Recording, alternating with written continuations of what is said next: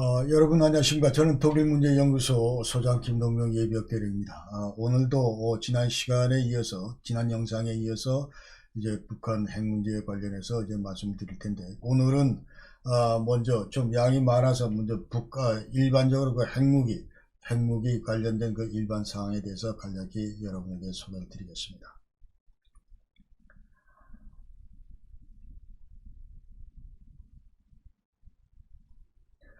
먼저 이 문제를 말씀드리기 전에 저는 그 핵공학자가 아니기 때문에 여러 가지 그 한계를 갖고 있습니다. 그래서 지금 현재 북한 핵 문제 관련해서 제가 여태까지 어떤 그 근무 경험을 했는지를 여러분께 간략히 먼저 소개를 드리겠습니다.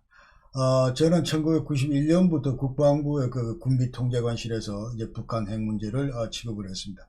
그 당시 여러분 아시다시피 이제 91년도 11월 달에 노태우 대통령께서 한반도 비핵화 선언을 했다는 말씀은 지난 시간에 드렸고, 그 다음에 3달 뒤에 우리 남북한은 이제 그 한반도 비핵화 공동선언이라는 것을 합의를 했습니다. 거기 따르면은 11월 달에 91년 11월 달에 노태우가 한반도 비핵화 선언에 담긴 내용들을 전부 다 그대로 다 포함을 시켰고, 그러니까 예컨대 이제 남북한 앞으로 핵무기 시험도 안 하고 제조, 생산, 반입, 보유, 저장, 배비, 사용 이런 거 일체 안 하고, 그냥 남북한은 이제 재처리, 그 다음에 우라늄 농축시설 이런 것도 보유하지 않는다. 이렇게 이제 남북한이 합의를 했고, 또 여기서 이제 또 다른 것은 새로운 팩터는 이제 남북한이 앞으로 상호 사찰을 한다 이런 얘기가 들어가 있습니다. 그러니까 거기 따르면은 자 conduct inspections of particular subject chosen by the other side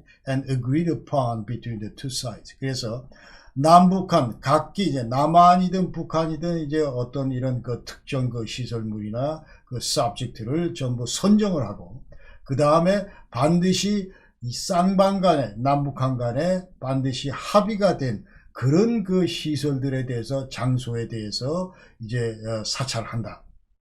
그러니까 이른바 이게 bilateral inspection이라고 하는데 대단히 까다롭게 이렇게 그 규정이 되어 있었습니다. 그 당시에. 그러니까 그 당시에 우리는 북한이 핵 개발하는데 이 핵 개발의 진원지가 뉴클리어 컴플렉스 그 영변에 있는 거다. 그래서 우리는 거기에 지금 2개 너희들 그 의심스러운 시설에다가 핵물질을 숨겨놨기 때문에 은닉했기 때문에 우리가 그것을 보겠다 하는 것이고, 그러나 이제 북한 입장에서는 자 군산에 너희들 아직도 전술핵이 있을지 모른다. 그러니까 이것은 쌍방 간에 이제 지적을 하고 희망을 하고, 그리고 반드시 양쪽 다 남북한이 이제 합의하는 그런 그 시설 장소에 대해서 이제 사찰을 한다 이런 거죠.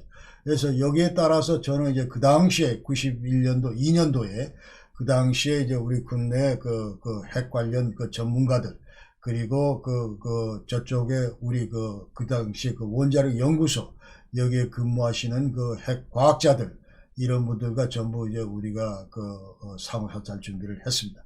그러니까 인스펙션, 그 다음에 에스코트에 따른 뭐 이런 훈련을 했고, 그리고 또 해외 사례는 어떤가 해서 미국의 그 온사이트 인스펙션 에이전시, 그 다음에 캐나다, 독일 이런 그 검증기관들과 전부 협력하면서 우리 요원들을 훈련시키고 그런 일을 제가 했었습니다.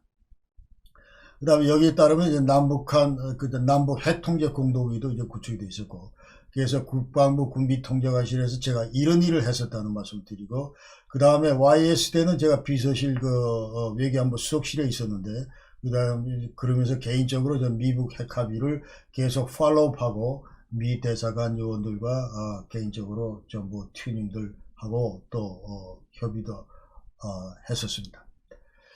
그리고는 이제 그 예펜 이후에 그 포괄적 핵실험 금지 기구에 이제 취업이 돼서 거기서는 이제 북한 핵실험을 1차 핵실험, 2차 핵실험까지 제가 지켜봤습니다.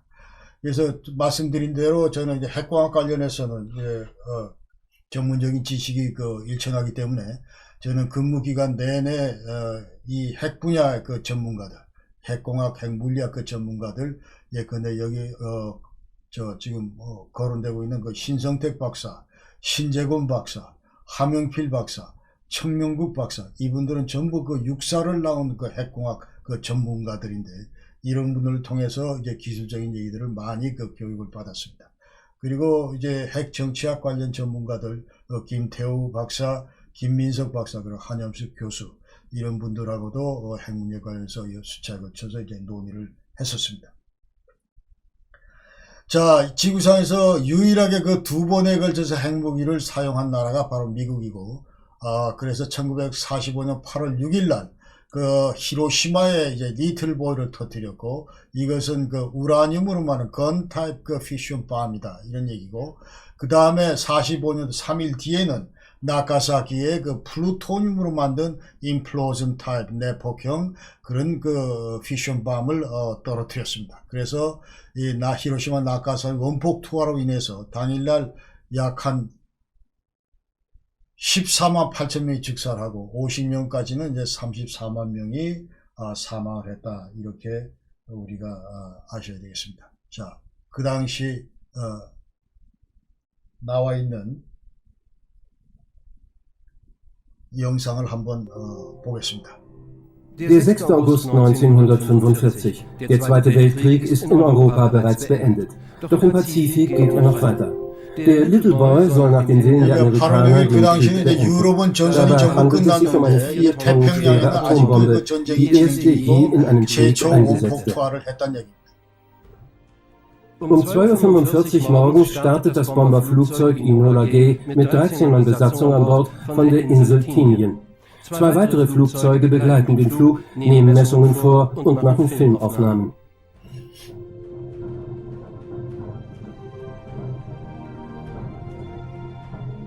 Um 8:15 Uhr und 17 Sekunden Ortszeit wirft der US-Bomber Enola Gay die Bombe in 9450 Metern Höhe ab.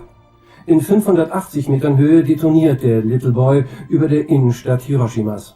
In weniger als einer Minute macht die Druckwelle über 80% der Innenstadt dem Erdboden gleich. Von den 76.000 Häusern der Großstadt werden 70.000 zerstört oder beschädigt. Bis zu 80.000 Menschen sterben auf der Stelle.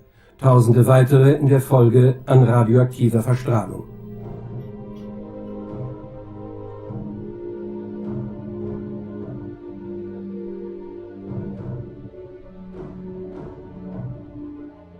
Drei Tage später, am 9. August 1945, wird eine zweite Atombombe auf Japan abgeworfen.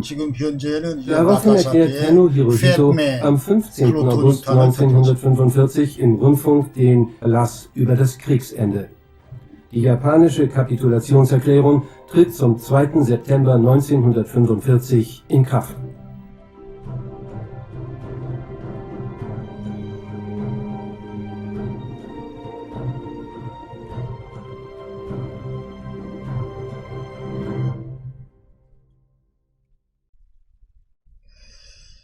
자, 그래서 이제 그 일반적인 얘기를 하다 보면은 지난번 영상에서도 말씀드렸지만은 이제 이 지구상에는 5대 그 핵 보유국이 있다. 뉴클리어 웨폰 스테이트, 미국, 러시아, 영국, 프랑스, 중국이다. 그러나 이 NPT 체제에 따르면 그렇다는 거죠. 그러니까 NPT 체제에 따르면은 자, 구조에 누가 핵 보유국인가? 그러니까 1967년 1월 1일 이전에 핵 실험을 했거나 이제 핵무기를 보유한 나라만이 핵 보유국이다, 이렇게 정의를 하고 있고, 그렇기 때문에 이 5대 핵 강국 외에는 전부 다 비핵 보유국이다, 이렇게 우리가 이제 디파인을 해야 된다. 왜냐하면 이 NPT 체제 자체는 유엔이 인정한 그런 그 국제 기구 외짐이기 때문에 그렇습니다. 그러나 사실상 지금 현재 이 5개 나라 외에도 자, 인디아, 파키스탄, 이스라엘, 노스코리아, 이 4개 나라는 핵무기를 보유하고 있습니다. 그래서 디팩트 누클리어 웨폰 스테이트라고 얘기를 하는데, 자, 그렇다는 거고, 현실적으로. 그 다음에 Federation of American Scientists 평가에 따르면은 지금 지구상에는 17,000개 그 핵탄두가 있고, 그 다음에 이 중에서 한 4,300개 정도가 operational, 당장이라도 지금 운영될 수 있는 그런 핵무기다, 이제 그런 얘기입니다. 그 다음에 또 핵 관련해서 우리가 기억해야 될 거는 남아프리카 공화, 사우스 아프리카가 자진 핵무기를 포기했다는 사실입니다. 그러니까 1979년도에 남아공 이제 핵실험을 했고, 그러면서 HU탄, Highly Enriched Uranium, 그러니까 아까 얘기대로 리틀보이 같이 자, 우라늄 235로 이제 만든 그 총신형, 그 건 타입의 그 폭탄을 6발 만들었었는데 이거를 1980년 9월 달에 그 대통령이 선출된 딕 클락 이 대통령이 이제 자진 포기했다는 거 좀 버렸다는 것이죠. 그러면서 그 당시에 그 남아공을 지배해왔던 아파타이드 리짐이 종집을 찍었다. 그러니까 아파타이드 하면은 이제 인종차별인데 흑백 그 인종차별했던 그런 그 정부가 이제 체제가 리짐이 이제 전부 끝났고 그러면서 이 자진 포기함으로써 이제 드디어 국제 무대로 남아공이 나올 수가 있었다는 것이죠. 91년도에 NPT에 가입을 했고 그리고 IAEA하고 Comprehensive Guards Agreement를 체결했다. 그러면서 이제 그 당시에 이와 같은 그 자진 포기를 한 배경은 남아공의 이 안보 환경이 근본적으로 이제 안정적으로 발전했다 이런 얘기입니다. 그러니까 그 당시에 이제 앙골라가 공산화되는 것에서 상당히 위협을 느꼈었고 그러나 앙골라에서 이제 쿠바군이 전부 철수를 하고 그다음에 그 소련이 이제 몰락을 하고 또 그 옆에 인접국 나미비아가 독립을 하고 이러면서 이제 더 이상 핵무기 필요 없겠다 해서 버렸다 이런 얘기죠. 자, 이제 핵에 대한 기본적인 이해입니다. 자, 핵무기를 우리가 영어로 nuclear weapon, atom bomb 이렇게 얘기하는데 여기서 nuclear라고 하는 말은 자, 이거는 use the power produced when the nucleus of an atom is divided or joined to another nucleus. 자, 이렇게 돼 있어요. 그러니까 원자가 있고 그 원자 안에 원자 핵이 있는데 nucleus of the atom 원자 핵이 있는데 이 원자 핵이 중성자를 흡수하고 한 뒤에 이제 분열이 된다 이 말이죠. 그러면서 또 다른 원자 핵과 결합을 하든지 이러면서 엄청나게 그 많은 에너지를 방출한다. 그래서 저 분열과 그 결합을 통해서 나오는 이런 엄청난 에너지를 이용하는 것이 바로 뉴클리어라고 하는 거다. 그러니까 이런 그 에너지를 군사 무기로 이제 활용해서 이용할 경우는 우리가 뉴클리어 웨폰 핵무기라고 얘기를 하고 이것을 또 뭐 평화적인 그 목적으로 예컨대 원자력 그 발전에 사용을 한다면 뉴클리어 파워 플랜트 이렇게 얘기를 하는 거죠. 그렇기 때문에 여기서 뉴클리어라고 하는 거는 자 원자 안에 뉴클리우스 원자 핵이 있고 이 원자 핵이 중성자를 만나면 분열하게 되는데 그때 나오는 막대한 그 에너지를 이용하는 것을 우리가 뉴클리어라고 한다. 이제 그렇게 우리가 아시면 되겠고. 그래서 이 원자라고 하는 거는 자, 이 아톰이라고 하는 거는 자, 이거 그리스 아토무스에서 나온 그런 말인데 이제 더 이상 쪼개질 수 없는 가장 작은 알갱이다 그런 뜻입니다. 그래서 물질을 구성하는 기본 입자다 우리가 이렇게 얘기를 하고 또 그 다음에 리차드 파인맨 그 미국 그 물리학자 얘기는 Everything is made of atoms. 그래서 모든 물질은 다 이 애톰으로 원자로 구성이 되어 있다. 그런 얘기입니다. 그러니까 화학 반응을 통해서 더 쪼갤 수 없는 갈 때까지 간 그런 단위다. Smallest constituent unit다. 이것이 원자다. 이제 그렇게 우리가 아실 수가 있습니다. 자, 그래서 여기서 그림에서 이제 원자는 어떻게 구성이 되냐면 가운데 뉴클리어스 원자 핵이 있고 그 주변을 엘렉트론 전자가 돌고 있다. 이것이 이제 원자의 그 구성도다. 이렇게 얘기를 할 수 있습니다. 그래서 원자는 자 원자 핵과 그 다음에 전자로 구성이 되어 있다. 그래서 여기서 지금 원자라고 하는 거는 정기적으로 중성을 띈다. 그런 얘기예요. 엘렉트로 뉴트럴리티. 그래서 그 중성을 띠는 가장 작은 물질이 바로 원자다. 그러니까 여기서 정기적 중성이란 것은 무슨 말이냐 하면은 원자 핵과 원자 뉴클리우스 가운데 원자 핵과 그 주변을 두고 있는 엘렉트론 이 전자가 상호 유기적으로 결합되어 있다. 그런 얘기입니다. 그래서 존 달턴이 이제 최초로 원자를 발견했다. 그런 얘기고. 자, 원자 핵은 다시 들여다보면 이제 중성자하고 양성자로 이제 구성이 되어 있습니다. 그래서 이 최초로 그 원자 핵 그 실험을, 원자 핵을 발견하고 그 실험한 사람이 바로 어니스트 러더포드, 이게 뉴질랜드 그 물리학자인데 1911년도에 이른바 그 알파 입자 그 산란 실험을 했습니다. 그러니까 Experiment of Alpha Particle Scattering. 그래서 이걸 했는데 자, 여기서 지금 보면은 이제 알파 입자를 그 배출할 수 있는 그런 기구를 설치해 놓고 알파를 이제 입자를 계속 이렇게 보냅니다. 자, 이렇게 직진하면서 쭉 보내는데, 그러면서 그 가운데다가 이제 메탈 포일, 그 금속박을 설치해 놓고, 또 그 주변에 360도의 그 스크린을 설치해 놨습니다. 그래서 자, 이걸 보내는데 알파 입자 플러스 알파 입자, 그러니까 헬륨 원자핵이 이제 헬륨의 원자핵이 알파 입자인데, 이 알파 입자가 전방으로 전진을 하는데, 자, 나중에 이렇게 봤더니 스크린에 그 캐치된 그 알파 입자를 봤더니 대부분이 바로 그 전방에 전부 알파 입자가 나와 있고, 그 다음에 어떤 것들은 자, 위로 아래로 이렇게 튀겨나온 것도 있고, 또 어떤 것들은 빨간색, 자, 뒤로 백해서 튀겨나간 것도 있다. 이런 걸 발견했어요. 그래서 뭔가 지금 현재 뭐 메탈 포일, 이거는 이제 자, 금속박이니까 이것도 전부 자, 원자로 구성되어 있는 그런 물질들인데, 자, 이 알파 입자가 지나가다가 뭔가 부닥쳐가지고 이쪽으로도 튀고, 이쪽으로도 튀고, 이쪽으로도 튀고, 이쪽으로 튀었다. 그 다음에 대부분은 하나도 그 지장을 받지 않고 전부 전방으로 그대로 다 나아갔다 하는 거죠. 그래서 뭔가가 여기에 지금 있긴 있는데, 자, 이거를 이제 규명하기 위해서 그 사람은 얘기가, 자, 이 가운데 뭐가 있는데 이거를 원자핵이다. 이렇게 얘기하는 거죠. 이 원자핵의 특성은, 자, 가운데 있는데 이제 플러스 차지를 가지고 있다. 그래서 이게 지금 알파 입자가 플러스이기 때문에 자, 가다 플러스 부닥쳐서 일로 튀고, 일로 튀고. 그 다음에 이 가운데 또 이게 있는데 대단히 그 크고 무거운 그런 질량을 가진 물체가 있다는 것이죠. 그래서 자, 부분이 있다는 것이죠. 그래서 자, 이게 부닥치면 통상 이게 달려오다가 여기서 자, 부닥치면은 여기 있는 가운데 게 이쪽으로 저 계속 앞으로 밀려야 되는데 전혀 밀리지도 않고 자, 그대로 있으면서 오히려 알파 입자가 뒤로 밀려났다는 거죠. 그러면서 이 가운데 이제 large mass, hard, large mass, 대단히 큰 중량을 가지고 있다. 이거를 이제 원자핵이라 뉴클리오스라고 한다. 그런 거죠. 그래서 이 원자핵은 전체 원자 질량의 약 99.94%, 그러니까 원자의 그 질량은 근본적으로 전부 다 원자핵이다. 이렇게 보면 되겠다. 전자나 뭐 이런 것들은 대단히 약하다. 이제 그런 얘기죠. 미소하다. 그런 얘기죠.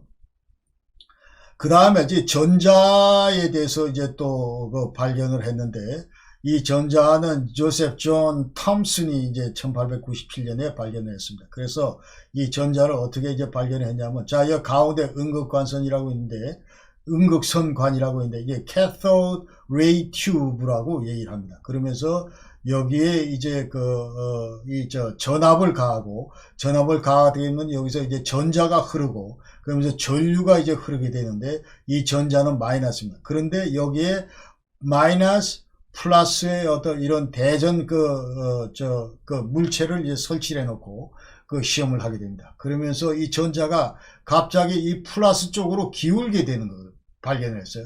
그러니까 뭔가 여기 지금 이 전자는 자, 이게 마이너스 성격을 띠고 있다. 그래서 마이너스 차지다. 마이너스 차지다. 이제 이렇게 이 사람이 규명을 했고, 그 다음에 가운데 이제 십자가나 이런 걸 모습을 갖다 놨는데 보니까 뒤에 이런 십자가 그림자가 생기더라. 그러니까 이 전자는 직선으로 직접 지나가는 거다 하는 것이죠. 그 다음에 또 이 팔랑개비 같은 걸 가운데 넣어놨더니 전자가 흐르는데 이 팔랑개비가 돌더라. 그러니까 이것은 어느 정도 그 에너지를 갖고 있는, 그러니까 질량을 갖고 있는 그런 물체다. 자, 이것을 일컬어 이제 엘렉트론이라고 하자. 이렇게 해서 이제 전부 이제 발견했다는 것입니다. 자, 그 다음에 이제 우리가 핵무기나 뭐 이 핵 관련해서 계속 나오는 얘기들이, 자, 원자하고 원소는 그럼 어떻게 구분이 되는가 하는 건데, 자, 우리가 물 분자를 예컨대 이제 볼 때 H2O, 여기서 이제 원소는 자, H하고 O가 있기 때문에 원소는 두 개다. 그러니까 수소하고 산소 원소 두 개고, 그 다음에 원소, 이걸 엘레멘트라고 한다. 그러나 H2O에서 원자는 수소 원자 두 개, 산소 원자 한 개, 그래서 세 개의 원자로 구성되어 있다. 그러니까 원소하고 원자는 이렇게 차이가 난다는 거고, 그 다음에 자, 이제 동위원소라는 말도 자꾸 나오는데, 자, 이 동위원소는 이제 양성자 수는 동일한데 원자량이 그 다른 원소를 동위원소라고 얘기한다. 그러니까 예컨대 자, 이게 일반 수소고, 그 다음에 일반 수소는 자, 여기 양성자와 그 다음에 전자로 구성되어 있고, 그 그 다음에 중수소는 저 주소보다 무거운 중수소는 거기에 중성자가 하나 더 들어가 있습니다. 이 중성자가 들어가 있기 때문에 좀 더 무거워지면서 이걸 중수소. 그 다음 중수소가 또 하나,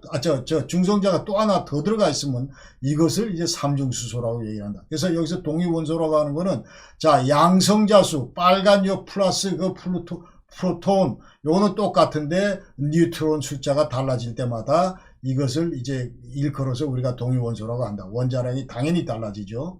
왜냐하면 원자 핵수는 양성자에다가 중성자를 이게 좀 더한 거를 우리가 질량수라고 얘기를 하니까.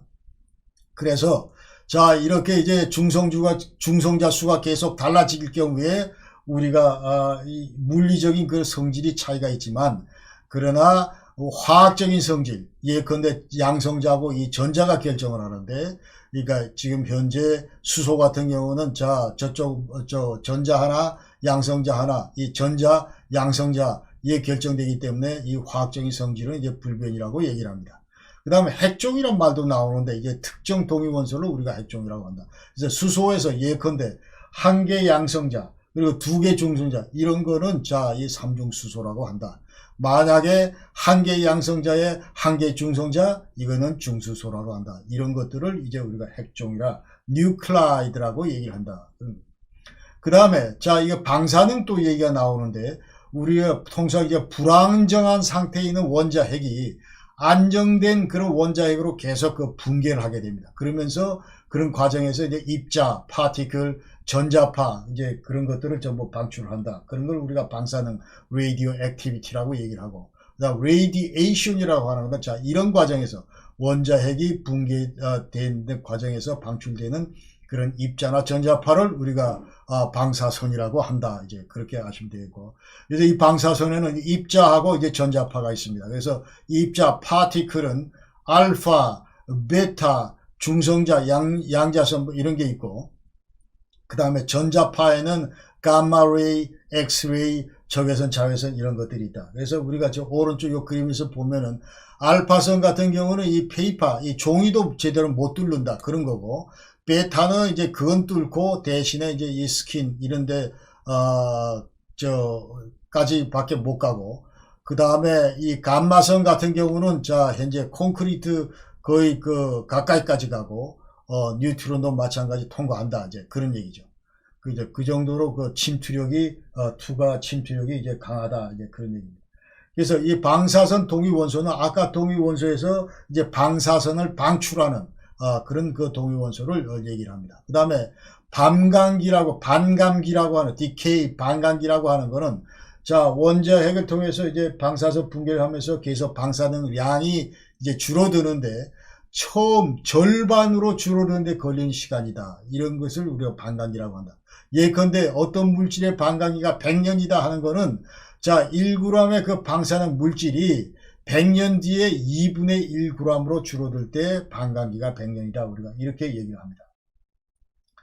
자, 이제 핵 분열에 대해서 간략히 말씀을 드리면, 자, 여기 지금 현재 이 테이블에 나와 있는, 앉아있는 이분들이 최초의 그 핵 분열에 가담했던 그런 분입니다. 여기 지금 리자, 그 마이트나, 그 다음에 오토 한, 뭐 이런, 슈트라스만 이런 분들이 여기 다 있는데, 그러니까 그야말로 그 피지카, 그 물리학 피지션, 물리학자들, 그 화학공학자들이 다 여기 있는 겁니다. 그래서 여기 지금 현재 주역은 오토 한이라는 그 독일 그 화학자고, 그 다음에 이분이 그 오스트리아 출생 그 마이트나, 리제 마이트나, 이거 피지션, 그 물리학자입니다. 이분들이 이제 최초로 1949년도에 핵 분열을 이제 발견을 했습니다.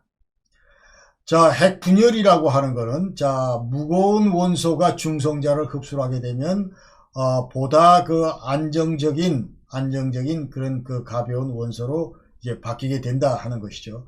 그래서 지금 현재 그림에 보다시피, 자, 우라늄 235가 있다.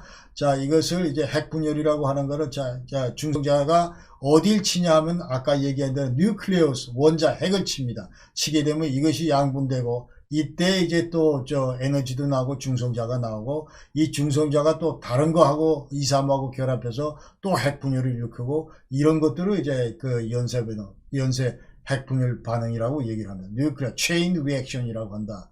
그래서 이때 치는 거는 뉴클리우스, 그래서 원자 핵이다. 원자의 가운데 있는 원자 핵을 치는 것이다. 이제 그러면서 엄청나게 이제 많은 폭발력을 일으키는 거다. 그래서 이 핵 폭발이라고 하는 건 연쇄적 핵 반응은 대단히 그 짧은 시간 내에 이루어진다고 합니다. 그러니까 100만 분의 1초 이내에 모든 것들이 이루어진다는 것이죠.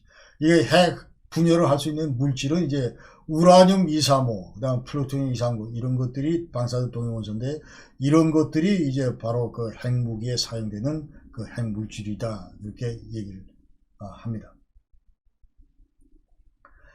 자, 그래서 최초 핵분열은 1939년도에 있었고, 그 다음에 3명의 독일 과학자라고 얘기를 했는데, 자, 리제 마이트너, 이 사람은 오스트리아 여자고, 그 다음 오토 한, 프리드 슈트라스만, 이 사람들은 이제 둘 다 독일 사람들입니다. 그러면서, 이 사람은 이제 물리학자고, 이 사람들은 이제 화공학자다. 그래서 이 사람들이 이제 그 경험한 거는, 자, 우라늄 235가 이제 저속 중성자를 흡수를 했더니, 이게 우라늄 236이 되고 그러면서 다시 이것이 이제 분열하면서 크립톤 92, 그 다음에 베륨 141로 이제 분열이 되면서 세 개의 중성자가 나오고 막대한 양의 에너지가 나온다. 이 에너지라고 하는 건 통상 그 any chemical reaction, 화학 반응보다도 매번 per reaction, 그 반응할 때 그 무려 수백만 배나 더 많은 그 에너지를 가져온다. 이제 그런 얘기입니다. 그러면서 엄청난 이제 그 케미컬 리액션, 그러니까 이제 수소와 산소가 결합해서 물이 된다. 이때 나오는 그 에너지나 뭐 이런 것보다 훨씬 더 많은 에너지를 가지고 온다. 핵분열 때. 그래서 우라늄 235 1kg이 분열할 때 에너지는 석탄 1kg 태울 때 에너지보다 무려 250만 배나 크고 많다. 이제 그런 얘기죠. 그래서 이분이 바로 이제 그 리제 마이트너 이 사람입니다. 이 사람은 68년도 이제 돌아가신 그 오스트리아 핵 물리학자인데, 그 다음에 이제 비엔나에서 이제 그 비엔나에서 그 피직을 공부하고 비엔나 대학에서, 그리고 나서 이제 저쪽 베를린으로 건너가서, 베를린 건너가서 이제 막스 플랑크라는 그 독일의 물리학자로부터 이제 그 청강 강의를 들었고, 이때 이제 오토 한을 만나고, 그러면서 30년간 서로 이제 그 콜라보를 하게 됩니다. 그리고 그 당시 독일은 이제 1909년까지는 그 여성들이 대학을 못 가서 입학을 허용하지 않았는데, 1909년도에 이제 처음으로 그 입학을 허용했고, 그러면서 이제 대학에서 제대로 그 청강도 하고 연구 활동을 계속 할 수 있었다. 그러나 1938년도에 이제 오스트리아가 나치 정권 때 이제 독일에 그 합병되면서 이 여자는 그 유대 출신입니다. 유대인입니다. 그 유대인이기 때문에 자, 신변의 위협을 느끼고 네덜란드로 망명을 했다가 곧장 이어서 이제 스톡홀름 그 스웨덴으로 망명을 하게 됩니다. 그러면서 이제 노벨 인스티튜트 여기서 연구를 하고, 그 다음에 1939년도에 이제 disintegration of uranium by neutrons as a new type of nuclear reaction. 그러니까 오토 한하고 프리츠 슈트라스만이 그 연구를 해서, 자, 우라늄이 깨진다, 에너지가 나온다. 그 다음에 이 크립톤 뭐 이런 걸로 분열이 된다, 동위원소로 분열이 된다, 이런 그 발견을 했다 얘기를 하는데, 이제 핵물리학적으로 이분이 전부 다 그 설명을 하면서 이제 세 사람 이름을 공에 올리는 거죠. 정작 그 오토 하는 이제 화학 그 노벨 화학상을 받았고, 이 사람은 그 마이트너는 화학상을 못 받았지만, 노벨상을 못 받았는데, 그러나 그 원소 그 109번 이 사람의 이름을 따서 마이트네리움이라고 이제 명명을 했다. 그런 걸 우리가 아시면 되겠습니다. 그래서 핵 연쇄 반응이라고 하는 건 다시 한번 얘기를 하면, 자, 이 세 사람이 이제 그 당시에 그 발견을 했던 그 프로덕트가 뭐냐 하면은, 자, 이게 계속 235가 깨지면서 중성자는 깨지면서 뭐가 나오냐 하면 베리움이 나오고 크립톤이 나오고, 그 다음에 란타늄이 나오고 세륨이 나오고, 그러니까 이런 것들은 우라늄 235보다 훨씬 안정적인 그런 그 원자핵을 보유하고 있다. 이런 걸 발견했고, 그 다음에 계속 깨지면서 나오는 것이 자, 그림에서 보시다시피 이제 계속 나옵니다. 이런 것들이 이제 동요소들이 나오는데, 여기 핵물질들이 나오는데, 자, 그 다음에 루비디움 37, 그 다음에 캐시움 55, 스트론티움 38, 제논 가스죠, 이거는. 브로마인 35, 뭐 이런 것들이 전부 이제 계속 핵 연쇄 반응을 통해서 나오는 프로덕트들이다. 이런 것들을 이 세 사람이 이제 발견을 했습니다. 그래서 뉴클리어 체인 리액션이라고 하는 것은, 자, 235 원자 핵이 중성자를 만났을 때 다시 한번 두세 개의 중성자를 생성을 하고, 그 다음에 개별 중성자는 또 다른 235를 치면서, 원자핵을 치면서 이제 분열을 가져오고, 이런 것들이 기하급수의 분열을 발생, 이런 것들을 이제 우리가 뉴클리어 체인 리액션이라고 한다. 그 다음에 더 크리티컬 매스 이런 얘기를 많이 하는, 자, 임계라고 하는 것은 지속적으로 핵 분열이 연쇄 반응이 일어날 때 우리가 임계 상태다 얘기를 합니다. 그러니까 원자로 내에서 핵물질이 계속 연쇄 반응을 지속을 하죠. 그 다음에 핵물 분열 시에 충분한 양의 중성자가 계속 생성이 돼야 핵 연쇄 반응이 지속되게 됩니다. 그런데 자, 그래서 우리가 최초의 이제 지속적인 핵 연쇄 반응을 이제 일으키기 위해서는 우리가 임계 질량이라고 얘기를 합니다. 이것은 연쇄 반응에 필요한 최소의 물질, 핵물질 양, 이거를 우리가 임계 질량, 크리티컬 매스라고 얘기를 합니다. 그러니까 우라늄 235 같은 경우는 52kg, 그 다음에 플루토늄 239 같은 경우는 10kg, 이렇게 이제 통상 학자들은 얘기를 하고, 그래서 이 크리티컬 매스라고 하는 거는 이제 뭐 그 외에도 이제 여러 가지 뭐 반드시 이 52kg, 10kg 이것이 아니고 여러 상황에 따라서 예컨대 이제 퓨리티, 순도나 무슨 뭐 반응할 때 그 당시에 템퍼러처, 그 다음에 shape of sample 뭐 이런 것들에 따라서 달라질 수 있다. 이제 그런 얘기입니다. 그런 얘기고.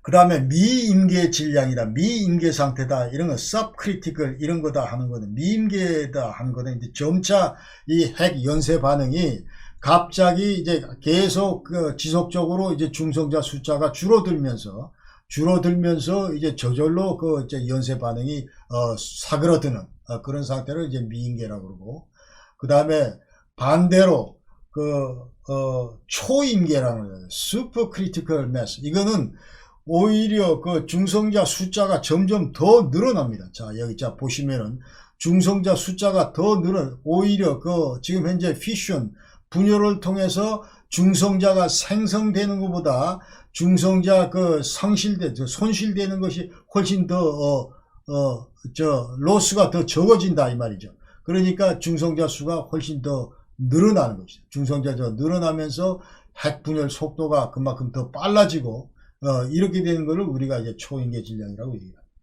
초임계라고 얘기를 한다. 그런 얘기고. 그 다음에 이제 핵 분열 말고도 핵 융합이라는 게 있습니다. 이거는 두 개의 가벼운 원자 핵이 이제 결합을 하면서 새로운 원자 핵을 생성하고, 여기서 이제 중성자와 막대한 에너지를 방출한다. 그런 것이죠. 이게 바로 이제 수소 폭탄의 원리입니다. 예컨대 듀트리움, 자, 중수소, 트리티움, 삼중수소, 이것이 결합을 하게 되면 여기서 이제 엄청난 에너지가 나오고, 자, 여기서 이제 헬리움이 나오고, 그 다음에 뉴트론이 다시 생성되고, 이것이 다시 또 중수소, 헬리움이 중수소, 삼중수소 또 분해가 되고, 또 융합을 하고, 이런 것들이 바로 이제 핵 융합의 근본적인 원리다. 이제 그런 얘기입니다. 그래서 이 태양 에너지라고 하는 거는, 자, 태양은 융합을 하는데, fuses. 그러니까 6억 2천만 톤의 메트릭 톤의 하이드로젠, 수소와, 그 다음 6억 1600만 메트릭 톤의 헬리움, 이거를 이제 전부 융합하는, 매초 이와 같은 엄청난 양의 수소와 헬리움을 융합해서 태양 에너지가 나온다. 그런 얘기죠. 그러니까 중수소하고 삼중수소 이런 핵 반응이 이제 나온다. 그런 얘기. 그래서 핵 융합 반응이라고 하는 거는, 자, 1억도 이상의 고온에서 원자핵이 일정 시간 이제 가둬두고, 그러면서 이제 핵 융합 생성 에너지, 단위 질량, 이런 것들은 이제 핵 분열의 4배나 되고, 그래서 핵융합 에너지는 이제 수소폭탄에 이용되고 핵융합 발전에 이제 이용이 된다. 이렇게 우리가 아시면 되겠습니다. 그 다음에 핵과 원자로하고 핵무기 그 관련도는 지난 영상에서 말씀을 드렸는데 다시 한번 이제 그 우리가 간략히 말씀을 드리면, 자 여기 이제 좌측에 나온 대로 흑연감속로 우리가 원자로에 이제 중수로 경수로가 있고, 그 다음에 이게 감속제라는 게 있고 냉각제라는 게 있는데, 자 이게 중성자 속도를 느리게 하기 위해서 우리가 감속제를 쓰고, 그 다음에 노심을 시키기 위해서 우리가 이게 냉각제를 쓴다고 얘기를 했는데, 이 중수로라고 하는 거는 자 이 감속제하고 그 냉각제를 중수를 사용하는 거고, 그 다음에 오른쪽에 있는 이 경수로라고 하는 거는 그 감속제와 냉각제를 우리가 일반 증류수 H2O 보통 물을 쓰는 경우를 이제 얘기를 합니다. 그러면서 이런 것들을 자 1년 동안 연소시키고, 자 흑연감속로는 5메가와트 원자로 연결해 있는 5메가와트 그 흑연감속로를 이제 10개월 동안 연소를 시키고 저출력으로, 그러면은 이거를 재처리했을 경우에 이제 순도 93%의 플루토늄 이상구를 우리가 꺼낼 수가 있다, 그런 얘기입니다. 그러니까 여기서 플루토늄 이상구 순도 93%라고 하는 의미는, 자 플루토늄을 이제 추출할 때 거기에 자 플루토늄 240도 있습니다. 239에다가 중성자를 흡수하면 240이 되는데 뭐 그런 것들이 있는데, 그래서 정확하게 239 그 비율이 93%가 되는, 그래야 이제 그 순도가 높아진다, 그런 얘기를 하는 것이고, 그 다음에 중수로는 한 70% 정도 순도, 그 다음에 경수로는 이제 한 60% 정도 순도, 이렇게 얘기를 합니다. 그래서 우리가 그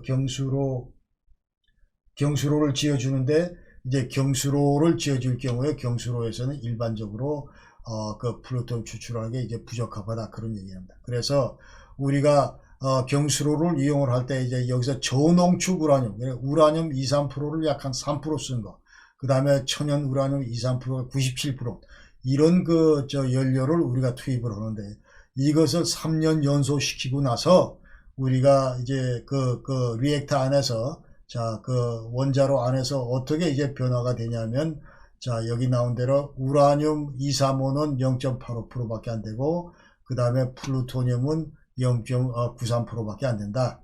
근데 여기에 이제 이거를 재처리했을 경우에 이제 0.93% 플루토늄밖에 안 나온다, 이제 그런 얘기죠. 그 다음에 미국에서 아까 그 핵실험 얘기는 이제, 자 이건 다시 핵실험 얘기인데, 1945년 7월 16일 날 이제 최초로 미국이 핵실험을 했습니다.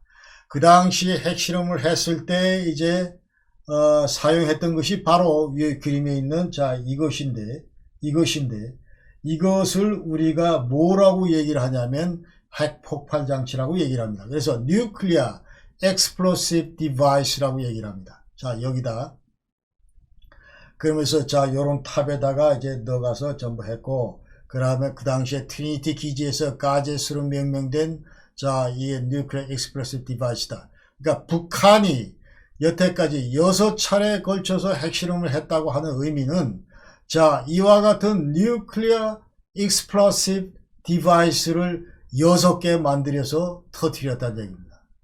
자 그렇죠? 그러니까 엄밀한 의미에서 이거는 지금 핵무기가 아닙니다. 핵무기가 아니고 핵폭발 장치다, 우리가 이렇게 규정을 해야 되고, 자 그 다음에 100피트니까 한 30m 상공 위에서 자 사다리 있는 위에 탑 위에다가 갖다 놓고 그 당시에 이제 핵실험을 했다는 얘기고, 트리니티 사이트에서 핵실험을 했다는 얘기고, 자 그 다음에 자 이것을 자 Nuclear Explosive Device, 이것을 여기에다 껍데기를, 이 껍질을 입힙니다. 껍질을 쉘링 한다고 그러는데, 자 이 껍질을 입히면 이것이 바로 핵무기가 되는 거예요. 그래서 1945년 7월 16일 날 이걸 만들어서 테스트를 했고, 자 이걸 만들어서 테스트를 했고, 그 다음에 3주 뒤에 1949년 8월 9일 날 껍데기를 입혀서 이것을 나카사키에 터뜨렸습니다. 이것을 팻맨이라고 얘기를 합니다. 코드네임이. 그래서 그 당시에 나카사키에 터뜨렸을 때 6만에서 8만 희생자가 있었고, 자, 그 다음에 이거를 이제 또 다른 용어로는 Nuclear Explosive Device를 이제 이것을 Physics Package라고 합니다. 자, 이게 핵폭발에 관련된 모든 그 핵 물질, 총체적인 그 물질 그 집합체라는 얘기죠. 이런 것들을 이거를 다시 그 어셈블링하고 여기에다 와이어링하고 여기에다 이제 깝대기 그 쉘링을 해서 봄 쉘 해서 자 폭탄 형태로 만들어서 그러니까 여기 뭐가 들어가냐면 여기는 이제 파이어링 시스템 어떻게 이제 사격하는지 격발 장치가 작동을 하는지 그 다음에 이것이 어떻게 떨어지는지 예컨대 항공기에서 떨어졌을 때 자 10초 뒤에 20초 뒤에 터진다 예컨대 뭐 이런 그 타이머도 장착을 하고 뭐 이런 그 파이어링 시스템을 갖추는 것이 바로 이제 쉘링하는 건데 그 당시에 3주밖에 안 걸렸습니다. 그 당시에 1945년도 무려 76년 전에 3주밖에 안 걸렸어요. 세계관에. 그러니까 자 북한이 지금 현재 이와 같은 뉴클리어 익스플로시브 디바이스를 만들었고 자 여기에다가 쉘링하는 거는 70년 전에 3주밖에 안 걸렸기 때문에 지금 현재 2006년 이후에 이것이 얼마나 짧은 시간 내에 이루어질 수 있는 거는 여러분은 다 아실 겁니다. 그래서 북한은 이미 자 이제 무슨 뭐 이 대포동 실험하면서 자 뭐 전부 여러 가지 그 실험을 했기 미사일 실험을 했기 때문에 이와 같은 그 쉘링 하는 거는 전혀 문제가 안 된다 하는 것이죠.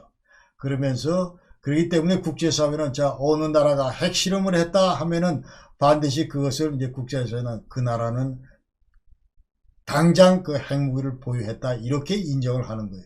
그러니까 핵실험 이퀄 그 나라는 핵무장을 이미 했다 이렇게 우리가 국제사회가 간주를 하는 겁니다. 그래서 북한이 6차례 핵실험을 했다 벌써 최소 6발 이상의 그 핵무기를 만들어 봤다 이렇게 우리가 그 디파인을 해야 됩니다.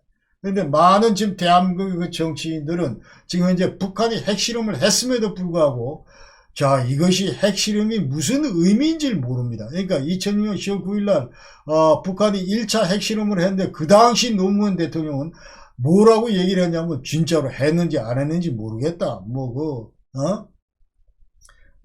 핵실험 그러니까 무슨 실험실에서 이렇게 대충 하는 것이 핵실험이다 이렇게 인식을 했는지 하여튼 정확하게 그 핵실험의 의미를 모르고 있는데 우리 이걸 보시는 시청자 여러분들은 분명히 아셔야 될 게 자 핵실험 이거는 바로 그 핵무장을 한 것이다. 그래서 국제사회는 그 핵무장 국가로 인정을 한다. 이런 걸 우리가 아셔야 되겠습니다. 자, 그 당시에 떨어졌던 그 팻맨, 나카사키에 떨어진 팻맨 안에는 자, 이와 같은 그 이제 단면도인데, 이 단면도도 이제 90년 초에, 예, 러시아 그 다음에 러시아 그 대사관을 통해서, 러시아 학자들을 통해서 나온 자료입니다. 그러니까, 이 당시에 45년도에 이제 이런 그 도면을, 러시아 스파이가 빼갔다가, 92년도 이제 러시아 당국이 이제 폭로를 했기 때문에 밝혀진 자료다. 이 자료가 그렇게 하시면 되겠고. 자, 가운데 여기 이제 볼처럼 되어 있는 이것이 바로 이제 그 내부 핵물질, 피직스 패키지. 아까 얘기한 대로. 자, 여기다가 전선 전부 연결해서 핵실험에 쓰는 그러니까 이제 그 뉴클리어 피직스 그 패키지가 바로 이거고. 그 다음에 요 앞에 1번부터, 자, 그 센서형 신관이 있고, 자, 언제 터질지, 그 트리거, 그런 것들이 있고, 그 다음에 그 신관용 작용할 그 안테나 이런 것들이 있고, 그 다음에 그 뇌관을, 제대로 터뜨리기 위해서. 왜? 뇌관을 터뜨려야, 그 다음에 여기 나와 있는 각종 그 폭약장치들, slow explosive, 그 다음 fast explosive 이런 그 폭약을 터뜨리고 이 폭약이 터지면서 이제 내부에 있는 그 핵물질들이 서로 이제 그 임계 질량에 도달하면서 핵 분열을 하게 됩니다. 핵 분열을 하게 되고 자 그렇기 때문에 자 뇌관 전압 균등 장치가 이렇게 있고 뭐 이렇게 돼 있다는 것이죠. 이런 단면도로 그리고 이 꼬리 날개가 이렇고 자 이게 비행기에 걸치는 뭐 이런 그 연결쇠들이 이렇게 있고 뭐 이런 식으로 되어 있다는 겁니다. 팻맨의 그 디자인을 보면은 저런 형태로 되어 있다 하는 것을 우리가 아셔야 돼요. 그 다음에 자 어떻게 그럼 격발하는가 그 Fatman Detonation 그 과정인데 자 맨 처음에 요 밖에 나와 있는 요 노랗게 돼 있는 이것이 이제 디토네이터입니다. 이것이 이제 격발 장치인데 이거를 그 이게 32개가 있어요. 이거를 32개가 있는데 Exploring Breachwire Detonator라고 얘기를 합니다. 자 이거는 다음 시간에 북한 그 핵무장 그 할 때 자세히 보여드리겠습니다. 자 이렇게 돼 있고 그 다음에 여기서 치게 되면은 아까 그 내각 균형 장치나 뭐 이런 그 전기 장치를 통해서 자 이것이 이제 치게 되면은 엄청나게 이제 빠른 속도로 이게 폭발하면서 이게 이제 전부 녹으면서 기화화됩니다. 기화화되고 vaporize가 되고 그 다음에 이것이 이제 자 여기 저 고동색으로 된 이런 것들이 전부 이제 이런 것들이 전부 다 이제 폭약인데 자 그래서 엄청 여기가 폭약이 터지면서 자 여기에 이제 이 빨간 부분이 이제 두 개가 핵물질입니다. 핵물질이고 플루토늄 피트라고 그러는데 자 이 플루토늄 코어 이 핵물질이 이제 드디어 그 가운데 맨 가운데 그 초록색은 이제 뉴트론 이니시에이터에서 자 이것이 이제 그 중성자 발생 장치고 그러면서 이것이 이제 임계 질량에 도달하면서 그 체인 리액션, 뉴클리어 체인 리액션, 연쇄 핵 폭발 반응이 일어나고 이러면서 터진다는 거예요. 자, 이제 자, 그렇다는 얘기고 그 다음에 그 핵무기에는 이제 아까 얘기대로 건 타입이 그 임플로전 내폭형 타입인데 포신형 이거는 히로시마에 터졌던 거고 그 다음에 내폭형 플루토늄 탄 이거는 이제 나카사키에 터졌던 거다. 그런 얘기고 자, 그 다음에 이 좌측에 있는 것이 이제 히로시마에 터지는 그 건 타입이고, 그 다음에 오른쪽에 있는 것이 이것이 이제 그 나카사키에 터졌던 거다. 그래서 자세히 보면은 자, 리틀보이 이거는 자 히로시마 이 핵실험을 안 했습니다. 자, 좌측에 있는 여기는 핵실험을 안 했고 중량은 한 4천 노드 되고 그 다음에 이와 같은 사상자가 있었고 오른쪽 자 이거 팻맨은 나카사키에 터졌던 얘기고 그 다음에 최초 핵실험했던 그 가젯 그 뉴클리어 익스플로시브 디바이스라고 그랬죠. 자 그거와 거의 유사한 디자인이다. 그러니까 그 디자인에다가 핵실험한 그 디자인에다가 쉐일링을 한 것이 팻맨이다. 그러면서 이제 21킬로톤 그러면서 약 한 6만에서 8만 명이 사망을 했다. 여기서 그런 얘기입니다. 그래서 자 여기서 이제 요 팻맨 단면도를 다시 한번 들여보면은 맨 가운데 그 뉴트론 이니시에이터 중성자 발생 장치가 있고 그 다음에 그 저희 파란색으로 된 부분이 바로 플루토늄 코어 그 다음에 아까 얘기한 그 피직스 패키지가 있고 그 다음에 플루토늄 피트가 있고 플루토늄 피트가 있고 그 주변에는 자 중성자가 어디로 도망 못 가게 계속 중성자가 발생하면 안으로 집어넣어야 그 다음에 일정 속도로 계속 그 핵심 분열이 가능하기 때문에 이른바 그 템파, 푸셔 이런 그 감속제 장치가 있고 그 주변에 노랗게 된 것이 바로 이제 그 폭약들이다. slow explosive, fast explosive 이런 것들이 돼 있다. 이제 그 단면도가 이렇게 돼 있다. 그런 것이죠. 자, 여러분, 장시간, 시청해주셔서 대단히 감사하고, 자, 오늘 영상 여기까지 하고, 다음 시간에는 이제, 북한이 어떻게 여태까지 그 각종 그, 핵무기를, 개발했는지, 그 다음에 어떤 그 시스템을 갖추고, 인력들을 갖추고, 핵무기를 개발했는지, 그런 데 대해서 이제 말씀을 드리겠습니다. 그러니까, 어떻게 그 플루토늄탄, 우라늄탄, 6차례에 걸쳐서 핵실험을 했다고 했는데, 자, 이와 같은 거. 마지막은 또 수소폭탄 실험도 했는데, 자, 이와 관련된 것들을 전부 말씀드리고, 이어서 이제 그 핵실험했던 그 장면들, 그 다음에 핵실험 관련된 거, 그 다음에 핵투발 수단 관련된 이런 것들 얘기를 하고, 그리고 나서 이제 북한 핵무장에 대한 우리의 대응 방안에 대해서 말씀을 드리도록 하겠습니다. 여러분 장시간 대단히 감사하고 항상 건강하십시오.